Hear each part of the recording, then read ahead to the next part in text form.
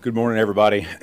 For the students, I'm Gavin Wilkes. I am one of the fifth-year residents. I finished the critical care fellowship back over the summer. So this talk will focus mainly on the critically ill. I have no disclosures. Back in 1975, there was an article published, was a letter to the editor in Chest, and cardiothoracic surgeons were talking about the benefits of mobilizing their postoperative patients, patients who were still intubated. And they knew back then, without any real hard evidence, the way we think about evidence today, that people who were on prolonged bed rest did worse. It set them up for developing DVTs, decubitus, overall getting weak. So these two guys, Burns and Jones, they came up with this contraption that you see to help patients mobilize. Before this, it was kind of common for folks to just have an ambu bag and a couple people helping them get up. And they anecdotally noted that patients getting up sooner, walking around, that it helped them wean faster, and it helped them get over their surgery quicker. In 1980, in the Surgical Clinics of North America Journal, Lewis talked about the aggressive mobilization and frequent positioning changes as a way to help patients get over atelectasis and pneumonia. It wasn't until then, the late 90s, early 2000s, where there started to be a larger focus on trying to mobilize folks in the ICU. It is common still today to some degree for folks who are in the ICU for this just to be this assumption that people are too sick to get up and move. They're connected to a bunch of things. They have a lot of lines and tubes going everywhere. So there's a big fear that you will do something to harm the patient. Something will get pulled loose, or whenever they stand up, they'll become too hypotensive, or whatever it may be. It also takes a lot of manpower. So back in the early 2000s, in the 2003-4 range, this paper came out of BYU. It was prospective. It included patients that had been in medical, surgical, and trauma ICUs that had then progressed to their step-down unit, the respiratory intensive care. So this is kind of like our old IMCU. They looked at patients who had been on mechanical ventilation for at least 4 days, and they assessed their, quote, readiness to get up and move around. They described readiness by three criteria. One was neurologic, which was they had to be responsive to verbal stimuli. They had a respiratory category. Their FiO2 could not be higher than 60% and on no more than 10 of PEEP. Also, no orthostatic hypotension and no vasopressors. So this is pretty strict criteria, as you'll see kind of going forward. It was common in their ICUs for people not to get up. For people to have bed rest orders. So whenever they came out to the respiratory, to the step-down unit, you can see there was a median of 8 days that they had been in the hospital. So these patients have been in the hospital already at least a week on average before they are even evaluated for getting up. So they had 103 patients that they looked at and 1,450 therapy events. These were anything from sitting on the side of the bed, up in the chair, to ambulating. And their primary goal was to look at adverse events. They had 14 adverse events, all of which were pretty minor, the way I see things. 5 people fell down to their knees, but they had no injuries associated with it whatsoever. 4 folks, you can see their systolic dropped. 3 people dropped their O2 sat. An NG tube was pulled out, and then one person got hypertensive. So this looked at all people with respiratory failure, not just intubated patients. The intubated patients made up 590 some odd of those therapy events. So what this started to do was to push the idea that maybe it's okay for us to get intubated patients up. There were no adverse events. Nobody that was intubated became extubated because they were getting up and moving around. They had an overall rate of event of less than 1%. Shortly after this, out of Wake Forest, they looked at, prospectively looked at, patients just in the medical intensive care unit there. They were folks who were intubated for no more than 48 hours and had been in the ICU for no more than 72 hours. They excluded people that had been unable to ambulate before they came into the hospital. Also, people who had progressive neuromuscular disorders, people with a higher BMI, hip and C-spine fractures, and then people who came into the hospital because of cardiac arrest. So they had 2 groups, one of which they called usual care, 135 patients. So they had just standard sort of like nursing protocol, turning every 2 hours, passive range of motion, and then as the primary team ordered physical therapy, they would then be evaluated. So their intervention group, essentially the same number of people, but they had this mobility protocol that was initiated within 48 hours of the patient being intubated. So they came up with this sort of progressive therapy algorithm. So if you think about patients are typically sicker when they first come in the ICU. So starting with level 1, unconscious folks, they just get passive range of motion and just turning, essentially standard type care. And then as people started to get better, or people who are conscious, which they described as being able to follow 3 of 5 simple commands, it's like stick your tongue out, raise your eyebrows, that kind of thing. They would then progress on through the different levels of activity. So as they got stronger, they would kind of graduate to the next one.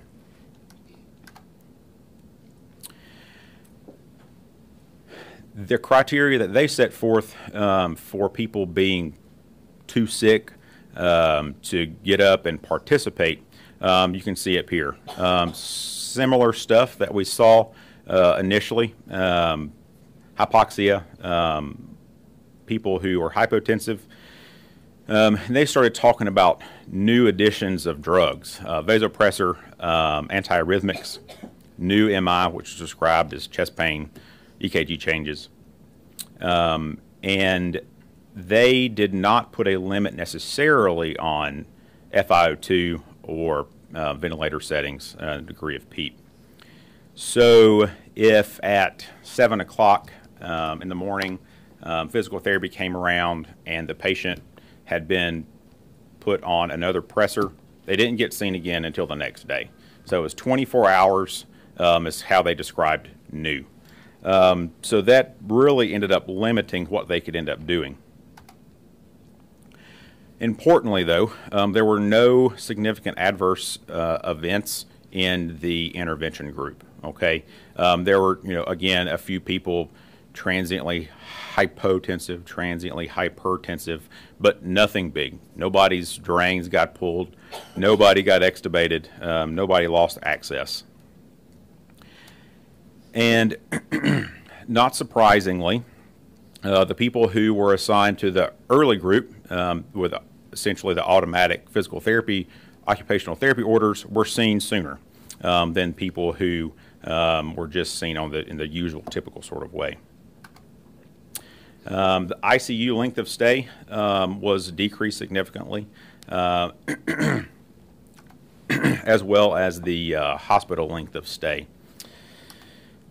Also, interestingly, the ventilator days were decreased in the intervention group, but it was not statistically significant. And what they saw through the course of this 2-year study, the people who had been assigned to the usual care group, it actually cost more for those people to be treated in the hospital. This is even after they took into account the extra physical therapy folks, mobility people that they had to employ during that 2-year period. So taking it a step further, this was a randomized controlled trial that looked at, again, just medical patients. Their criteria you can see here, pretty much the same thing. Hadn't been intubated for more than 3 days, with the expectation of being intubated 24 hours from now. And then this, the Barthel Index, which is a functionality type score. I just put it here because I honestly didn't know much about it before doing this. So it's just like an overall grading scheme on how functional somebody is at baseline. So this is how they determined their functionality as compared to the previous study we looked at. So their primary endpoint was return to independent functional status at the time of hospital discharge. And they defined that as 6 ADLs and being able to ambulate independently. Now, they may have had to use a walker or a walking stick, but they could still get up and get around of their own accord. Again, 2 groups. The control group, just like we've seen before, was kind of the usual care type thing. In the intervention group, again, whenever they were assigned to the intervention group, they automatically were made referrals for physical therapy and occupational therapy. One of the things that they also did differently is that they included unresponsive patients in their study. The others that we've looked at previously, they excluded people that weren't able to follow commands and that kind of thing. And in the responsive group, they coordinated their daily sedation weans with therapy interventions. Again, the list of criteria that would exclude someone from being able to have an therapy intervention on any given day, essentially the same thing. Down at the bottom, you will see if somebody was receiving intermittent hemodialysis, they would not provide therapy to the patient then. However, they did not limit people on CRRT. Not surprisingly, people who were randomly assigned to be in the early intervention group were seen by the therapists sooner. And then also, they were getting up, moving around, doing things more quickly than the people who were not being seen early on. That's great and wonderful, but does it really matter? Does it really change anything? Well, they showed that it did. And what ended up happening, the people that, if you look at the intervention versus the control group, it just essentially moved people up a step. So the people that would have been subacute rehab were now candidates for acute rehab, and the people who were kind of borderline acute, maybe ready to go home, were good enough to go home. Again, their ventilator days overall looked okay. It was statistically significant, sorry. However, if they looked at only the survivors, it was not a significant reduction of ventilator days. However, if you look at it, 4 days versus maybe 6 days, clinically, I think that is significant. It was significant. Their ICU length of stay was decreased. The hospital length of stay was not, however. And again, their primary outcome, the return to independent functional status, was significant. And this is just another representation of the same thing with the 6 ADLs that they were looking at. So going through all this, the more robust studies had been done in medical patients. So I was really wanting to try to find something that was more relevant to what I did and what we all do on a daily basis. So this paper was out of UAB, just looking at trauma and burn patients. It was retrospective, and because no real work had been done in the population, their main goal was just to see, will this work for patients who are on the trauma burn side of thing instead of the bad COPD or who got worse. So this was a process improvement type thing. So they had the pre-group, again, typical sort of thing. People went to the ICU. PT was ordered essentially whenever they were ready to be discharged from the ICU. And whenever they did have physical therapy see them, there was no sort of standardized approach to what they were going to do. And then the post group, again, essentially automatic referral, and they went back to that same sort of algorithm that Wake Forest had used a few years previous. They defined their own criteria for if patients are stable enough to get up and participate. Nothing in this really stands out. It's pretty self-explanatory. The thing that I did find interesting, they limited the people who were on pressors, and also their FiO2 limit was 50%, which was the lowest that I had seen. So they limited more people than I really would have anticipated them to. Demographics, they were pretty equal throughout. The post group was a little bit older, but not terrible, a couple years.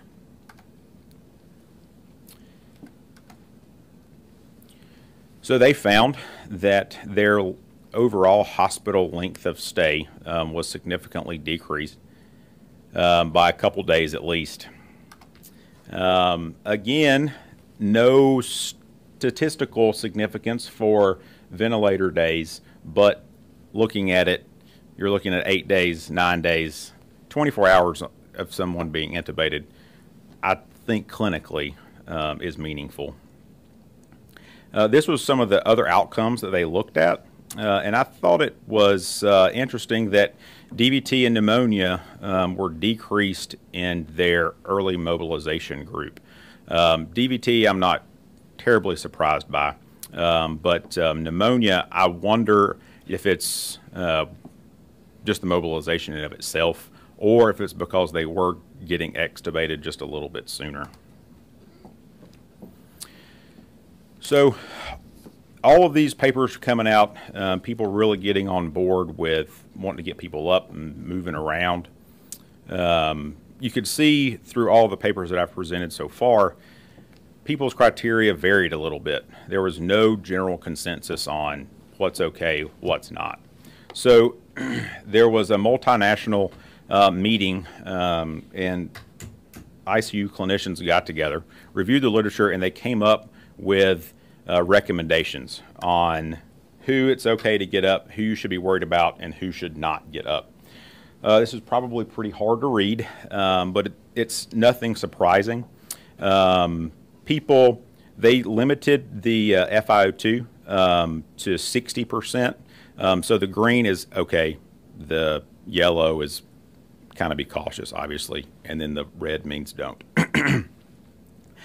So nothing big here, nothing surprising. People who are on oscillator don't need to get up out of bed.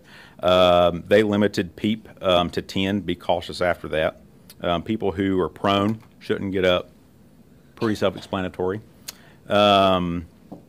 The things on this page that I think become significant, they have some hemodynamic parameters. It was okay for people who are on what they consider low-dose pressors. It was okay for them to get up without any reason to be worried about them. Here, femoral intra-aortic balloon pumps. It was okay for these people to, oh, I'm sorry. This first column here is in-bed exercises, active participation, and then this second column is out of bed. So they said it's okay for people with femoral intra-aortic balloon pumps to do active participation with therapy. They do go on to say that you may want to limit what you do with that leg, but it's all right for them to participate. Also, they talk about ECMO, VV, cannulas. It's fine for people to get up. And they talk about some lab values down. I don't know if y'all can see this or not. Lactate greater than 4. The neurological side, the significant ones, it's pretty self-explanatory again. Open lumbar drains, people who have had craniectomies, be mindful whenever you get those people up. Under the other category, unstable pelvic spine fractures, open chest wounds, open abdomen, be mindful of those people. They can have therapy, but it's not good for them to get out of the bed, as you can imagine. So again, nothing surprising from any of this, but it was still nice that there was a consensus put out so people could look to whenever they're trying to decide if it's all right for somebody to get up. Going forward, this group looked at both medical and surgical patients with and without the need for mechanical ventilation. The majority of the papers we talked about before was obviously just people intubated. So these were folks who had been in the ICU within 3 days of hospital admission, and they had therapy orders within 3 days as well. So their pre-group, again, just like everything else, it was physical therapy, OT, whatever, as ordered like it typically would be. What they did, they added scheduled times. So they really tried to limit people going for CT if it wasn't absolutely necessary or whatever. They tried to put in part of the patient's day where the nurse knew, the physicians knew, the therapist, everybody was on the same page about this is the time of day that patient X is getting their therapy. So everybody could kind of plan around that. They got physical therapy 7 days a week. OT was 1 day a week. And they added speech if the patient warranted.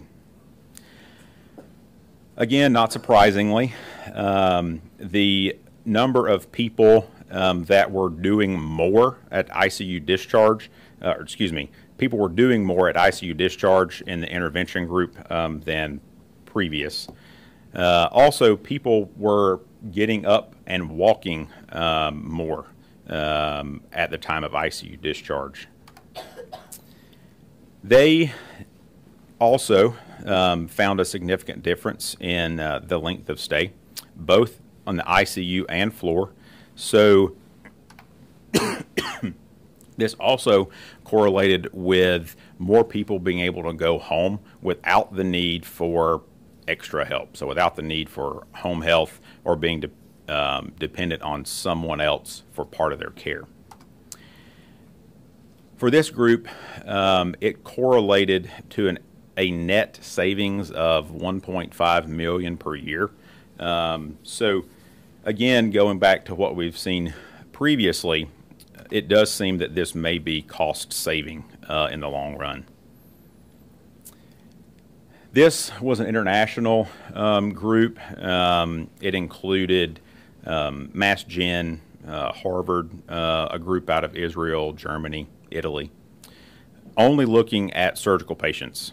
Less than 48 hours, intubated, again, expected to be intubated for another day or so, and back to this Barthel score of greater than 70, meaning that they were able to get up and get around and were pretty normal before they came in the hospital. They excluded patients with a GCS motor score of less than 5, people who had elevated ICPs, again, status post CPR, and the unstable fractures. They divided people between the standard care, which was daily sedation weans, spontaneous breathing trials. Everybody had a protocolized vent wean. So they divided these groups between people who are already pretty much doing standard of care, all right? And then the only thing they really did differently was just this early goal-directed mobilization. And how they went about this was if the patient was stable, if they weren't imminently going to die, then they could have passive range of motion. And they just continued to work up this process as they were able to get stronger and tolerate more.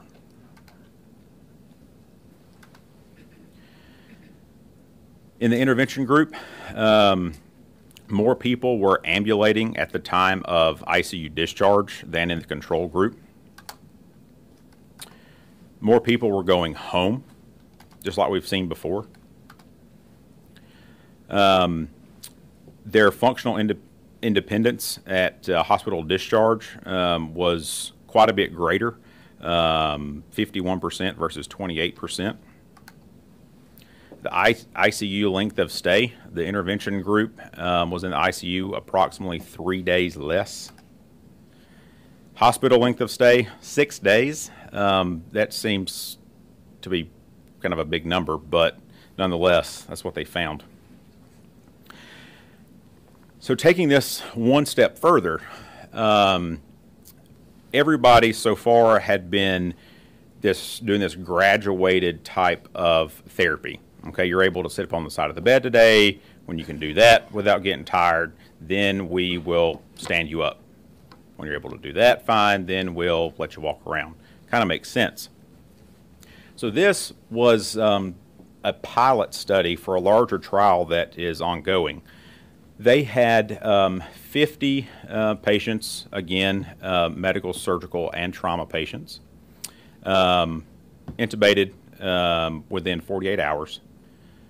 They excluded a motor GCS of less than 6, again, unstable fractures, and people who had dementia at baseline. So their intervention group, therapy was based on the highest level of activity that they did. So it's like maximum therapy they could tolerate for the maximal amount of time, and then it kind of went down as they had this predefined amount of time they're supposed to have therapy. And then essentially standard control group. This is their system on how they scored someone's mobility. 0 is nothing, 10 is walking on your own, and then everything in between. So this is the algorithm they had. For people, let's see, this 1 and 2, this is essentially barely participating, a little bit of active participation, nothing to get excited about. So their expectation was that they were going to have therapy for 30 minutes every single day. And once the patient was worn out and tired, if they were tired after 5 minutes, then for the next 25 minutes, and it could be broken up throughout the day, they were expected to be sitting up in the bed or doing something. As people became more functional, they had more time with therapy, and it would be, again, the more intensive therapy initially, and then backing down as the patients became more and more tired and weren't able to participate. The early mobilization group, so the intervention group, was older, which I thought was interesting, because they started to get up and walk sooner than before the control group. Their mobility score, so this is essentially the difference between just being able to stand up and being able to walk with a person kind of helping you with the gait belt. So the number in and of itself is not that impressive, but what it actually means clinically is a little bit more significant, I think. And then again, they did not find significance with ventilator days, ICU or hospital length of stay, but again, this was just a pilot study to see if this was feasible. They only had 50 patients, so I'm not surprised that they did not find any more significant values here. So I think that getting up, moving around, getting patients started sooner is better, all right? I've always thought that. Anybody that has worked with me in the ICU, I'm always asking, why are they not up? Why can't we get them up? Come on, do something. So these are some of the issues that I ran into. Femoral catheters. People were afraid that if you have a femoral art line, central line, in that getting the patient up, moving them, sitting them up, letting them stand up would cause issue. So this was the largest, best paper I was able to find looking at that.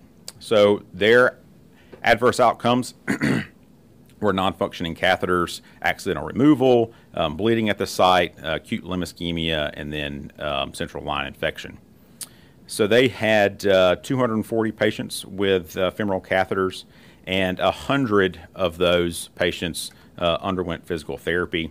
Here you can see that it's all types. They have central access, like CVLs, arterial lines, and then also they had dialysis catheters.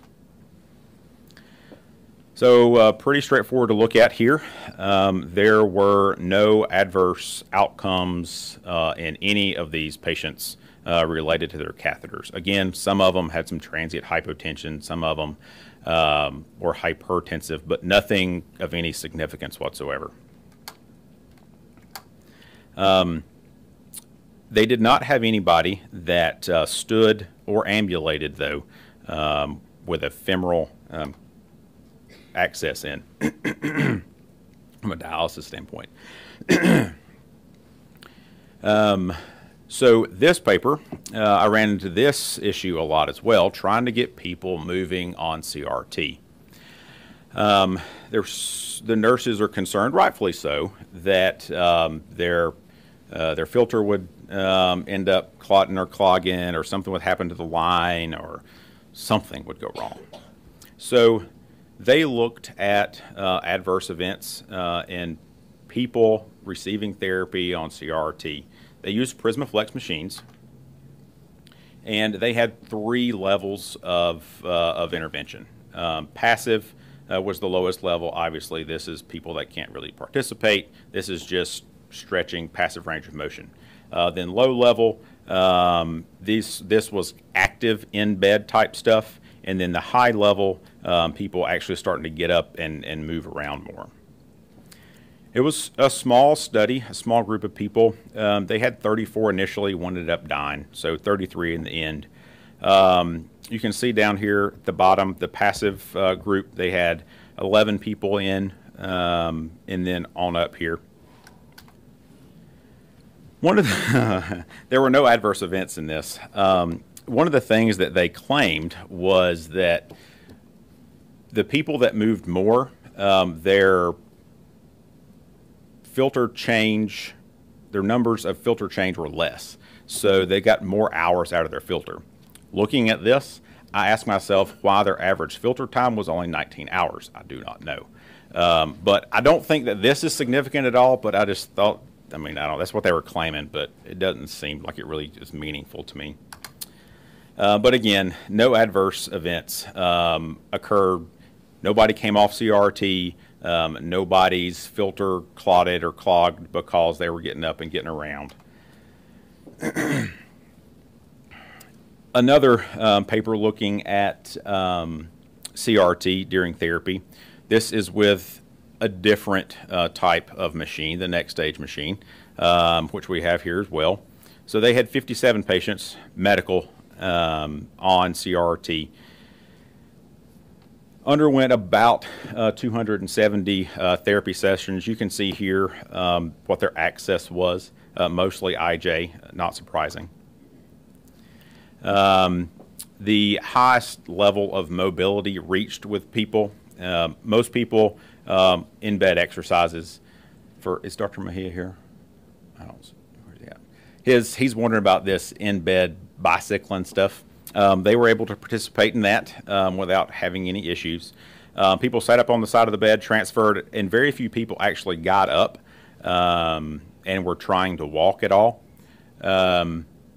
Again, there were no CRT specific events. There were some blood pressure bumps, but nothing crazy. So there were no physical therapy activities that resulted in discontinuation of CRT or loss of catheter functionality. My main goal of fellowship was finally to ambulate an ECMO patient. Well, I tried. It didn't work, but I tried. So this, they took 100 consecutive ECMO patients.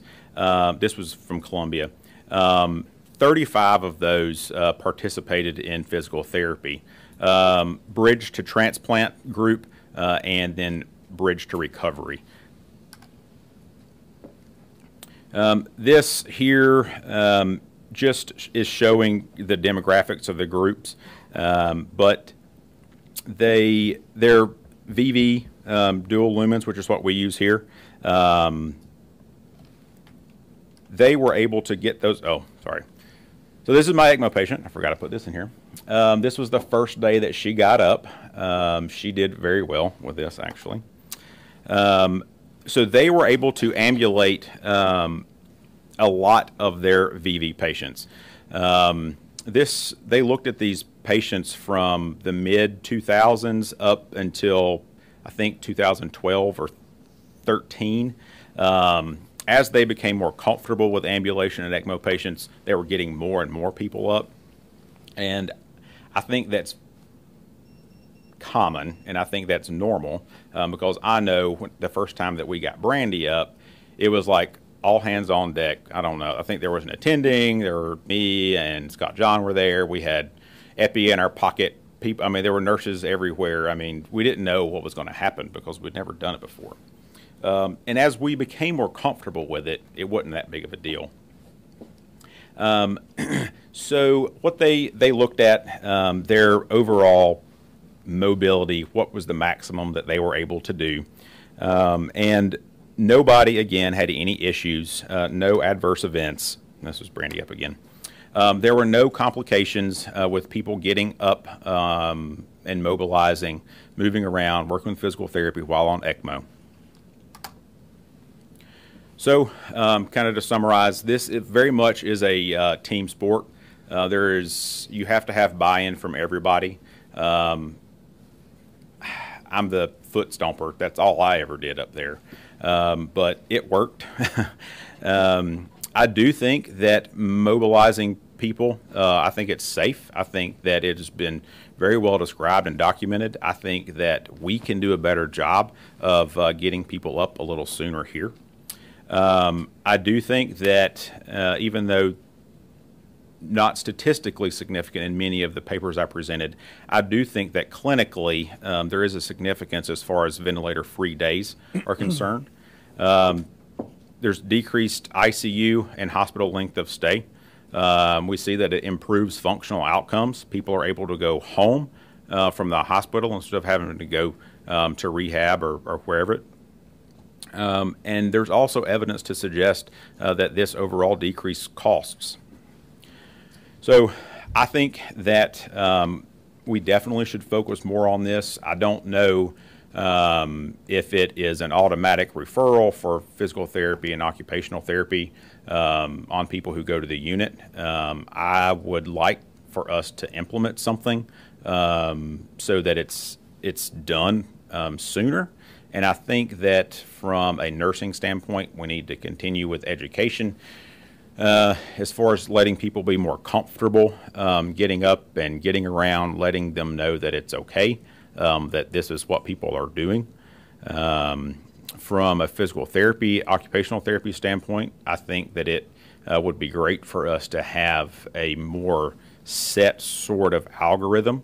When patients do this, then they can start doing this. And I think that overall, patients would end up getting more consistent type care. So I finally walked with her, but it was after she had been decannulated. You have questions? Yeah, the lights, please. Any questions from the audience? I mean, this clearly is multidisciplinary approach and issue. Great talk, Dr. Wilkes. I think you've mastered the literature on this. I think it's important for everybody, even if you're not an intensivist, to know the value of ambulation and pushing for that. I mean, it's more like a unit director's job to develop protocols to do that, but everybody that has patients that are sick enough to go to the ICU should be aware of the benefits of mobilization on the ventilator and even ECMO, because I thought you sold yourself short, because Ms. Holtkamp did ambulate with an ECMO cannula in her neck. Maybe not the day you were standing there to help her do it, but she did. And I think you're exactly right. It's a team effort, and it starts with nursing. You can't just necessarily walk in the unit and growl at them and tell them they're going to mobilize everybody. You've got to educate them. They have to have buy-in, like you said, because they're where the activity actually starts. If physical therapy comes by and they're like, no, not today, if they don't see the importance in it, then the whole process won't get started. So they have to understand, they have to believe in it, and that takes education, and that's a big part of it. The other part is support and physical therapy. You have to have a strong physical therapy team, which we do, but the hospital doesn't necessarily see that, and you have to, go to the administration and, advocate for a lot of physical therapists, because they have a lot of areas at the hospital that they need to treat patients, and this is a huge time commitment. And I think we had 2 and 3 therapists with Ms. Holtkamp, for instance, every time they got her up. And so you can't just wave a magic wand and expect the therapist to be there every day. But I really enjoyed your talk, and good job. Thank you. Dr. Greer, did you have a comment? Yeah, I was wondering how the nurses, how they tolerated this idea. I'm sure they were really nervous about doing it. And how many, does it tie her up or him up for the whole time that the patient is up? And you have to disconnect them from the monitors, I guess, to walk them, or you just walk them in the room, kind of? So for her, for example, she never went far enough to need to be disconnected. I mean, the wires would reach far enough until she was doing much better. But as far as other patients actual ambulating out in the hall, I mean, they're never on monitors.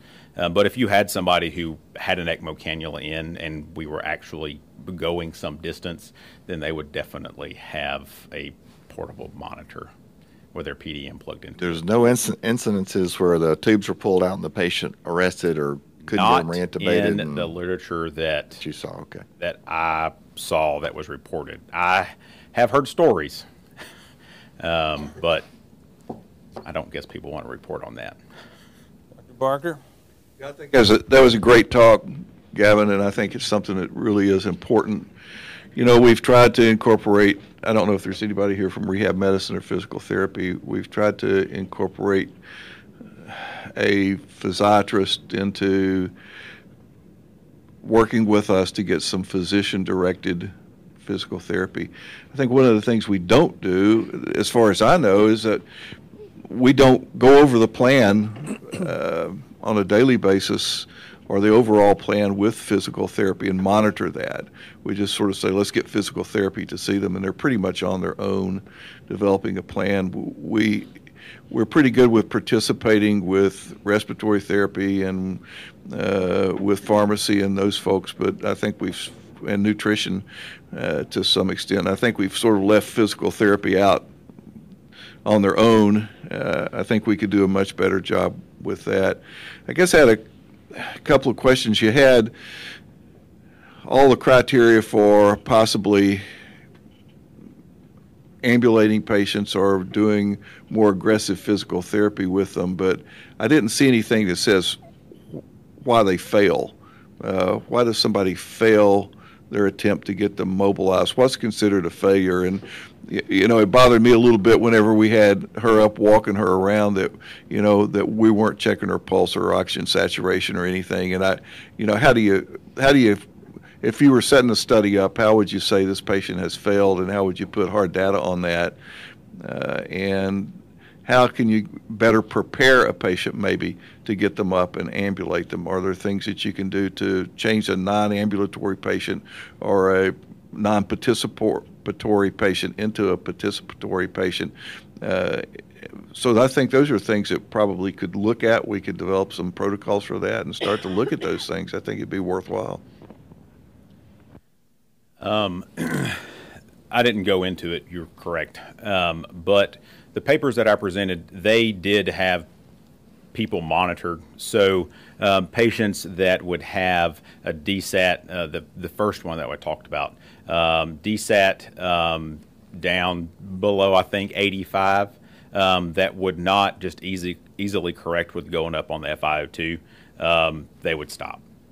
Like, that's where the patient had met their limit then.